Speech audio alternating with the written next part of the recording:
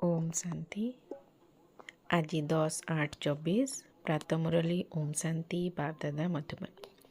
आज महावाक्य बाबा कहले मिठे बच्चे एबे तुमर समस्त आशा पूरण होगा जाऊँगी अर्थात क्यूदा मेंटी जाऊँगी कारण बाबा आसचंती तुम मानक तृप्त आत्मा करने। आजिर प्रश्न एबे तुमे पिला माने भक्ति तो करूना किंतु निश्चित भाव में भक्त अट किपरि? उत्तर जे पर्यंत देह अभिमान रही से पर्यंत तुमे भक्त अट।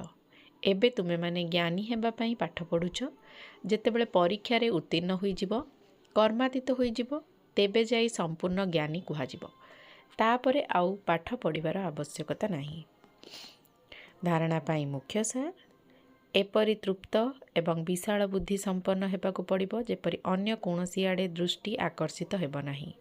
मन भितरे कौनसी भी आशा न रहू कारण एसबु विनाश हेबाकु जाउची। शरीर निर्वाह अर्थे कर्म करुथिले मध्य खुशीर पारद सदा सर्वदा चढ़ी रही थाउ।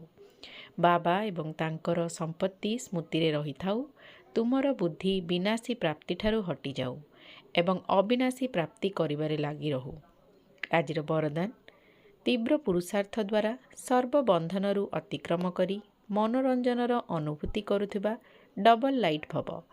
केही केही पिला कहती एमिति तो मु सबु दृष्टि ठीक अच्छी किंतु एही कारण टिकिए रहुछि ना। संस्कार गुड़िकर बंधन व्यक्ति मानकर बंधन वायुमंडलर बंधन किंतु कारण किपरि भी होई थाउ ना काहेकि कौन भी होई थाउ ना काहेकि तीव्र पुरुषार्थी पिला माने सबु कथा को एभली अतिक्रम करि जांती जेपरि किछि भी होई नाही। सेमाने सर्वदा मनोरंजनर अनुभव करिथांती। एही भली स्थिति को कहा जाए उड़ीबार कला एवं उड़ीबार कलार लक्षण है डबल लाइट स्थिति। सेमानंकु कौनसी प्रकारर बोझ हलचल करि परिबो नाही। आजिर स्लोगान प्रत्येक गुण को बा ज्ञान को निजर व्यक्तिगत संस्कार रे परिणत करि दियो। ओम शांति।